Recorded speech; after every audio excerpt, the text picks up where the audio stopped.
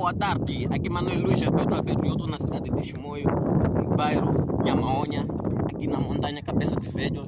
Fui passear família, bora seguir e tentar checar como que é nossa cidade, como que tem sítios terríveis que vocês não conhecem, aqui na montanha Cabeça de Velho. Vamos conseguir, esse todo é montanha, nós estamos em cima da montanha, porque eu também sou natural daqui, eu não tenho medo daqui, eu posso subir a qualquer momento que eu quiser. Bora, aí não acender fogo, queimadura, né? Como vocês conseguem chamar, queimadura. Aí também tipo é que nem campo, nós estamos aqui em cima da montanha, é que nem campo, mas são casas, tudo isso que vocês vão conseguir ver são casas. Estão a apanhar, eu estou em cima da montanha, outra cena pode não se ver bem por causa da montanha.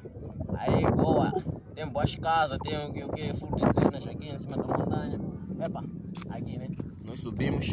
E agora, bora, nós estamos aí no fundo da montanha mesmo, já daqui a pouco vamos estar aqui a descer, porque já é noite, está a anoitecer, tá aqui. Estamos aí mesmo em cima da montanha, bora.